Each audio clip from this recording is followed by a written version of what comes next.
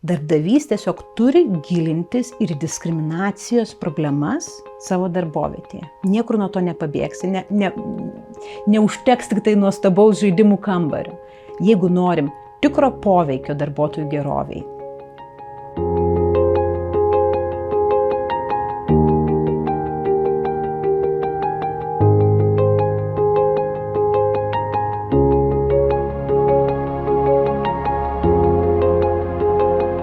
Mes negimstame su lygiom galimybėm, yra įvairios aplinkybės, tiek lytis, tiek negalia, tiek migracijos istorija ir įvairios kitos tapatybės, kurios lemia mūsų tokia kaip ir nelygią situaciją visuomenėje. Diskriminacijos poveikis žmogui yra daugialypis. Tai pirmiausia, žmogus jaučiasi nesaugus. Nes kaip aš galiu jaustis pilnavertiškai komandos nare, jeigu ten kažkas pasišaipo, kažkur kažkokie seksistiniai juokeliai, arba ksenofobiniai, arba homofobinės kažkokios reiškia replikos. Tai aš jau nebegaliu tokiame kolektyve jaustis saugiai ir atsiduoti tam darbiniam, kūrybiniam procesui, nes visą laiką ten kažkur tai periferinių žvilgsnių turiu stebėti, kad čia kažkas neatsitiktų. Ir ką čia tas šeimos ir darbo derinimas, ar padės tą pelną užtikrinti? Kaip čia dabar išleisi darbuotoją, nežinau, laisvadieniui, nes jam ten reikia susitvarkyti kažkokius asmeninius reikalus, čia pelnų vienu žodžiu yra negerai. Tai dabar tokių darbdavių gal ir yra, bet jie tai niekada nepasakys jau viešai.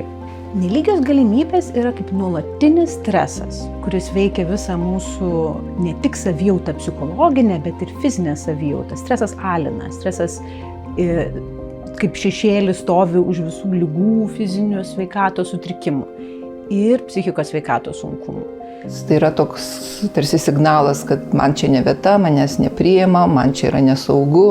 Kuo daugiau energijos išeina į saugumo sukūrimą, tuo mažiau jos lieka viskam kitam ir ypatingai kūrybiškumui. Ne visos darbovietės užsiima dangoraižių statybą, tai kai kuriuose, iš esmės, mūsų darbo sąlygos yra kompiuteris, kolegos ir, posėdžių salė. Tai tose situacijose darbų sauga de facto tampa būtent bendravimas su kitais žmonėmis ir kas yra priimtina ir kas yra nepriimtina. Svajoti, kad visų galimybės bus lygios, yra utopiška, bet ką mes galime padaryti, tai padaryti struktūras, kurios truputėlį amortizuotų, sušvelnintų tas egzistuojančias nelygybės, kurios jau įsisenėjusios, daug metų visuomenėje egzistuoja.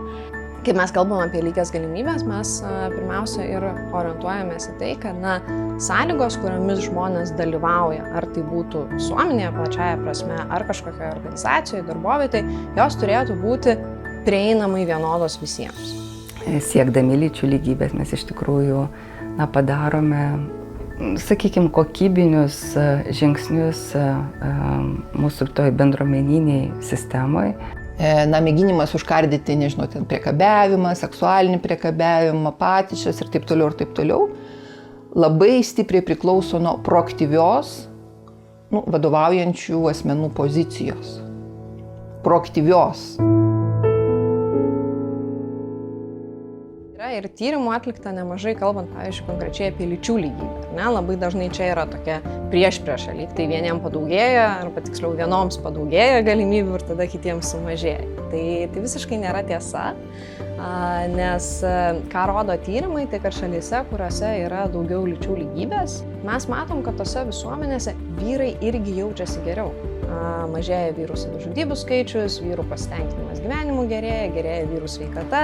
Tai čia aš vardinu dalykus, kurie pagerėja žmonėms, kuriems iš esmės kažkokia konkreti politika gali būti ir netaikoma. Tai nereiškia, kad atsiradus lyčių lygybei konfliktai išnyksta. Tai jokių būdų ne, nes tai yra vis tiek asmenys gyvenantis, turintis ir savo pasaulėžiūrą ir savo vertybinės tas nuostatas ir pažiūras, bet tas pasidalinimas leidžia sukurti labiau tokią supratingą aplinką ir labiau dalintis, negu iš karto konfliktuoti, nesutikti, ginčytis be argumentų ir taip toliau.